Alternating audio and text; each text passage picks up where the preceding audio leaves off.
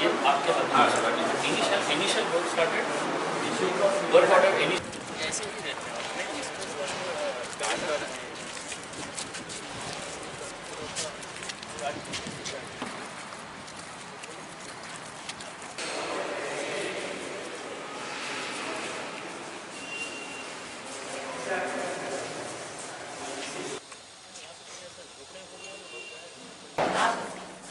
अपने इतना अच्छा स्ट्रक्चर बना के हम उसको बीच में क्यों लटका देते हैं?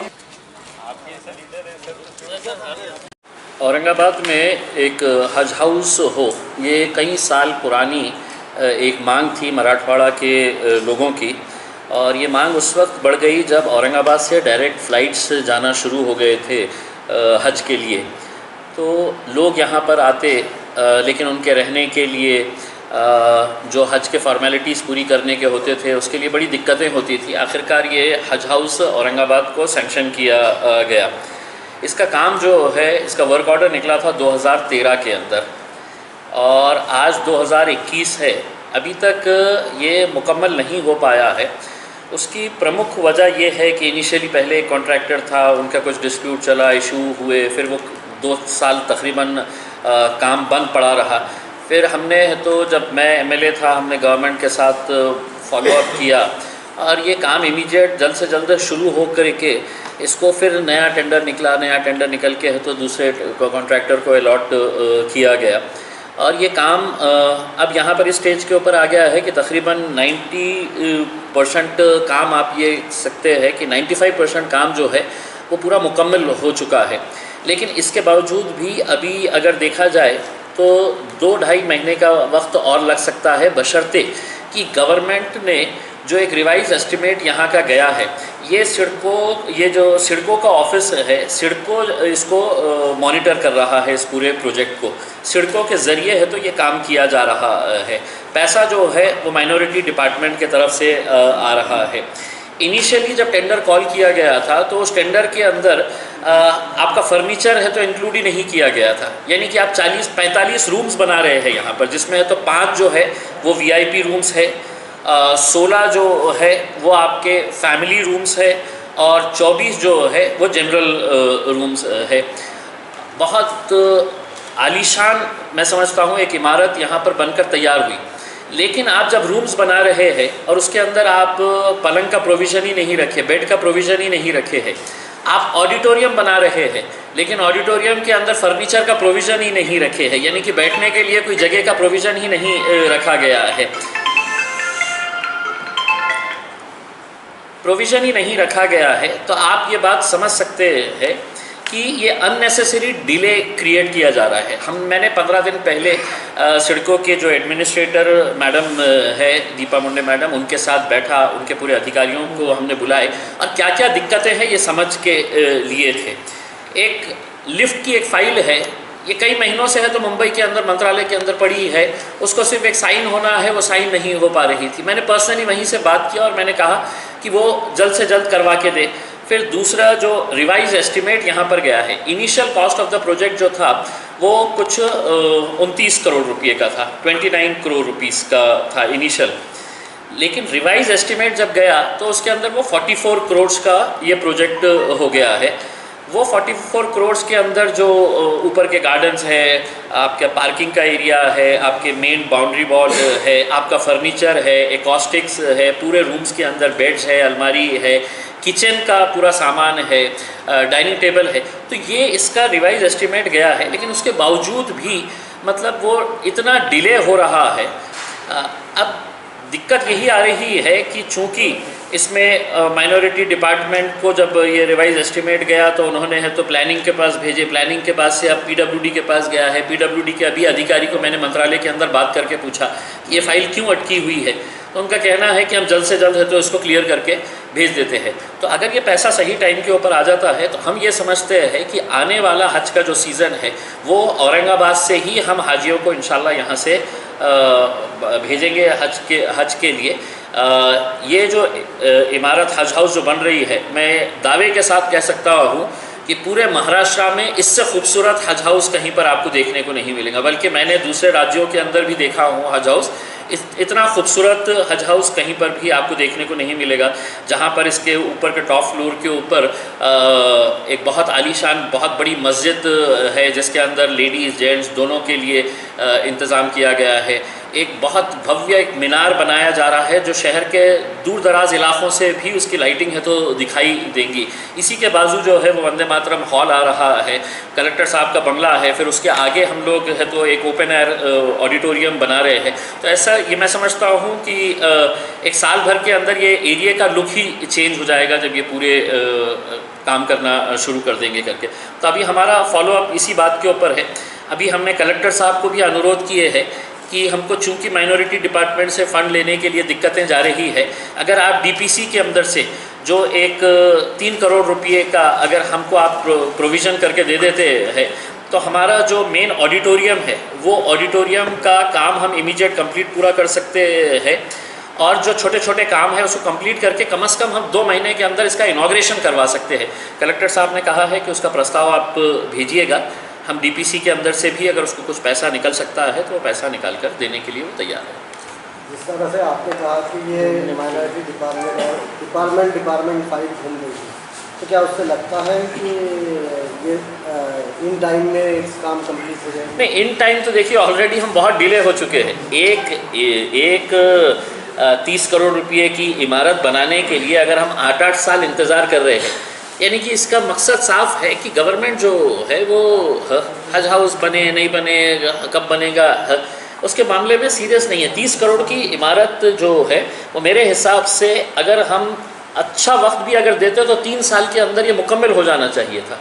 2013 का वर्क ऑर्डर निकला हुआ है, 2015-16 तक तो ये कंप्लीट हो जाना चाहिए था। आज हम 2021 के अंदर आ गए हैं। तो इसके लिए मैं किसी कॉन्ट्रैक्टर को दोषी नहीं दे रहा हूँ। कॉन्ट्रैक्टर का भी यही कहना है कि आप हमारे हाथ में पैसा दे दीजिएगा, जितना पैसा बचा हुआ है हम इमीडिएट काम स्टार्ट करते हैं और 2 महीने के अंदर कंप्लीट करके दे। लेकिन अगर वो पैसा ही नहीं आएगा तो आप ये समझ लीजिएगा फिर 1 साल और निकल सकता है उसके अंदर। लेकिन अब हम रेगुलर बेसिस के ऊपर इसका परस्यू करेंगे और कोशिश करेंगे कि 2-3 महीने के अंदर ये इमारत कंप्लीट हो जाए। आपके कॉन्ट्रडिक्टरी स्टेटमेंट आ रहे हैं।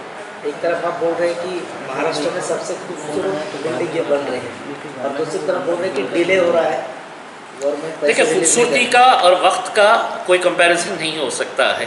खूबसूरत मैंने कहा है, दोबारा दोहरा रहा हूँ, स्टेट गवर्नमेंट को जाएगा क्या नहीं जाएगा? बिल्कुल जाना चाहिए। मैं खूबसूरती के बारे में है तो अगर तारीफ़ किया हूँ जी, मैंने अगर ये तारीफ़ किया हूँ कि बहुत खूबसूरत इमारत है, तो उसका क्रेडिट भी है तो उस डिपार्टमेंट को जाना चाहिए जिसके आर्किटेक्ट ने इतना बेहतरीन डिज़ाइन बनाया है करके। उसमें मैं आलोचना इस बात की कर रहा हूँ कि जो बिल्डिंग 3 साल के अंदर बननी चाहिए थी उसको आप 8 साल के बाद भी है तो इनकम्प्लीट पड़ी हुई है।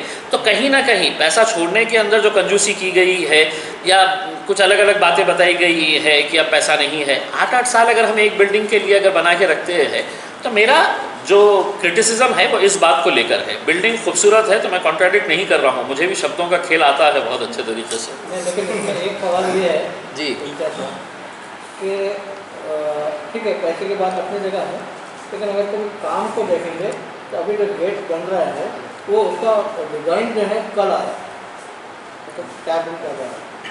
2 साल जो काम देखिए, हमने कॉन्ट्रैक्टर से इस मीटिंग के अंदर यही बात हमने स्पष्टपने से पूछी है। मैं तो कॉन्ट्रैक्टर नहीं हूँ, मैं इंजीनियर नहीं हूँ। हमने उनसे ये कहा है कि आज अगर आपका जितना भी जो रिवाइज एस्टिमेट गया है, गवर्नमेंट वो पैसा बोलती है कि सैंक्शन कर देती है कि यह ठीक है हम दे रहे हैं करके, तो आप कितने पीरियड के अंदर? तो उन्होंने कहा कि मैक्सिमम 2 महीने के अंदर है तो हम पूरी बिल्डिंग तैयार करके हम दे सकते हैं करके। वहाँ से वो आर्किटेक्ट ने बनाना, फिर सिक्को ने जो है बॉम्बे में जो है वहाँ मजदूरी देना, फिर वहाँ से यहाँ आना। देखिए, कुछ डिलेज हुए हैं। अब जैसा मतलब बाकी हर चीज़ कंप्लीट होके रखी हुई है, इलेक्ट्रिकल का काम जो है वो किसी वजह से है तो रोका गया है। अब उसको ना पैसा आने की ज़रूरत है ना कुछ है, हर चीज़ हो गई है। तो इलेक्ट्रिकल कॉन्ट्रैक्टर ने कहा है कि साहब ये जितना भी है मैं 10 दिन के अंदर नीचे का है तो पूरा कंप्लीट करके दे दूँगा करके उसमें। तो कुछ बातों के अंदर कुछ वजह से क्या डिले हुआ है, क्यों डिले हुआ है, अब उसके अंदर ना जाते हुए हमारी कोशिश यही रहने वाली है कि अब बचे हुए 2 महीनों के अंदर है तो ये किस तरह से कंप्लीट किया जा सकता है, फ़ंड कहाँ से जमा किया जा सकता है। और एक बहुत ही अच्छे तरीके से मैं समझता हूँ कि ये एरिया में नेहरू भवन बन रहा है, वंदे मातरम हॉल कंप्लीट हो रहा है, हज हाउस कंप्लीट हो रहा है, ओपन एयर ऑडिटोरियम बन रहा है। तो एक बहुत अच्छा एक डेवलप्ड एरिया ये पूरा रूट के ऊपर नज़र आएगा, जिसको हम वीआईपी रोड कहते हैं, वो सही मायनों में वीआईपी नज़र आएगा। फंड रिलीज के बारे में मुझे ये पूछना है कि 2 साल में कोविड-19 की वजह से काम भी बंद था और स्टेट गवर्नमेंट को खुद को ही रेवेन्यू नहीं आ रहा था, तो फंड रिलीज करने में कुछ ये भी दिक्कतें आई होगी? देखिए, जब अपन किसी भी एक प्रेस्टीजियस प्रोजेक्ट को अपन हाथ लेते हैं तो किसी भी राज्य सरकार के लिए 10 करोड़ 12 करोड़ 15 करोड़ है तो बहुत मायने नहीं रखती है किसी भी एक डिपार्टमेंट के। माइनॉरिटी डिपार्टमेंट अगर चाहता तो उन्होंने अपनी टीम भेजना था और उनको ये बताना था। ये स्वाभाविक है कि 2013 के अंदर जो रेट थे होंगे और आज 2021 के जो रेट है वो आप खुद समझ लीजिएगा। 2 साल पहले जो है हमने पानी का कॉन्ट्रैक्ट 1680 करोड़ रुपए का जिस ठेकेदार को दिए, आज वो हाथ ऊपर कर रहा है कि साहब पिछले साल जो है वो स्टील के रेट इतने बढ़ गए हैं, सीमेंट के रेट इतने बढ़ गए हैं करके। तो ये उनका काम था कि साहब ये डिले हुआ है प्रोजेक्ट 8 साल के अंदर, कॉन्ट्रैक्टर अपने जेब से तो भरेगा नहीं उसके अंदर। उन्होंने बैठना चाहिए था, सड़कों के अधिकारियों को बिठाना चाहिए था, माइनॉरिटी डिपार्टमेंट के लोगों ने बैठना चाहिए था और इसका रास्ता निकालना चाहिए था। अगर ऐसे ही प्रोलॉन्ग करते रहेंगे तो उसका तो कोई अंत ही नहीं रहेगा उसमें। अब आज हमने मीटिंग लिए, हमको मैडम ने बताया कि अगर हमको 3 करोड़ रुपये मिल जाते हैं तो हम कम अज़ कम है तो हमारा ऑडिटोरियम तैयार कर लेते हैं। हमारी भी ख्वाहिश है कि इसका जल्द से जल्द उद्घाटन किया जाए। तो 3 करोड़ रुपया गवर्नमेंट देगी नहीं देगी, तो हमने कलेक्टर साहब को फ़ोन करके बोले कि सर अगर डीपीसी के अंदर अगर आपका प्रोविज़न है तो आप दे दीजिएगा। कलेक्टर साहब ने बताया है कि वंदे मातरम हॉल ने भी हमसे मांगा है करके, तो हमने कहा उनको भी दे दीजिएगा उसके अंदर। बेसिकली ये शहर के लिए है, तो जल्द से जल्द प्रोजेक्ट कंप्लीट हो तो इसके लिए अगर फ़ंड है जहाँ पर भी अवेलेबल है वहाँ से लेकर आएंगे फ़ंड। हज हाउस का इस्तेमाल हज सीज़न के अलावा और किन मकासद के लिए होना चाहिए, आप क्या चाहते हैं? देखिए, बहुत बड़ी मतलब ये एक इमारत तैयार हुई है और ये बिल्कुल सही आपका सवाल है कि हज का जो पीरियड रहेगा वो हज का पीरियड तो रहेगा ही रहेगा उसमें, लेकिन इसके अंदर बहुत सारी एक्टिविटीज़ किए जा सकते हैं। यहाँ पर सेमिनार्स लिए जा सकते हैं, यहाँ पर अलग अलग तरह के प्रोग्राम्स लिए जा सकते हैं। 450 की सीटिंग कैपेसिटी है हमारे जो ऑडिटोरियम बन रहा है।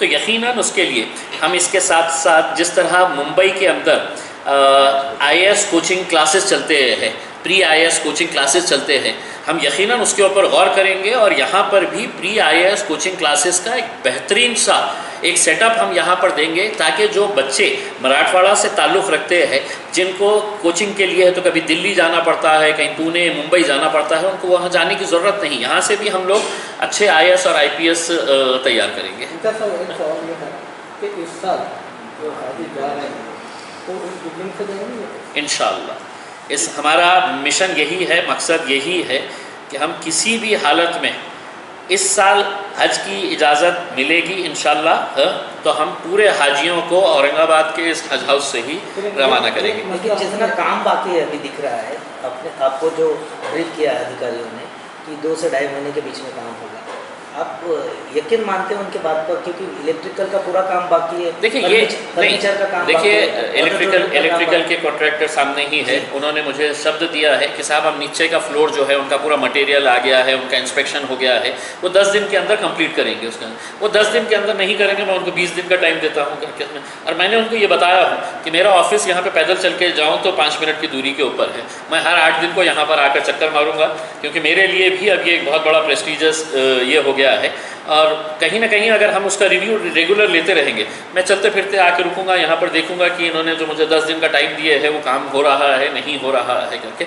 तो कॉन्ट्रैक्टर ने खुद ने पूरे अधिकारियों के सामने उन्होंने ये कहा है कि आप हमको पैसा दे दीजिएगा, हम 2 महीने के अंदर है तो पूरा कंप्लीट कर देंगे। आज ट्रेनिंग के जो है, आज ट्रेनिंग जो होते हैं 2 महीने पहले चालू हो जाते हैं और इंशाल्लाह जून के अंदर फ्लाइट चालू रहने जाने की, कि ट्रेनिंग के लिए यहाँ जगह मतलब दे देंगे यहाँ पर। बिल्कुल 100%। देखिए, अभी जो है हमारा मकसद यही है कि इस साल 2022 के जितने भी हाजी मराठवाड़ा से जाएंगे इंशाल्लाह वो इसी हज हाउस पे से 2000 लोग हज का नाम जब आएंगे, यहाँ का वजू खाना थोड़ा सा डाउटफुल लग रहा है। जब हमारे साथ एक मतलब इतना बड़ा काम जब होता है, छोटी छोटी चीज़ें रहती है, वो पोजीशन लेने से पहले उसको पूरा अच्छे तरीके से। एक सवाल ये है कि जो है औरंगाबाद से आप कह रहे हैं कि 2022 में जो है हाजी यहाँ से जा सके, लेकिन जो एविएशन का जो मसला है, एयरलाइंस का जो मसला है, तो बॉम्बे से अगर कभी जाता तो उसको 35,000 जो है कम होती है। ये बिल्कुल सही बात है कि फ़्लाइट्स का जो मामला आया था कोरोना की वजह से, बहुत सारे उन लोगों ने डिसीजंस लिए थे, फ़्लाइट्स कैंसिल कर दी गई थी।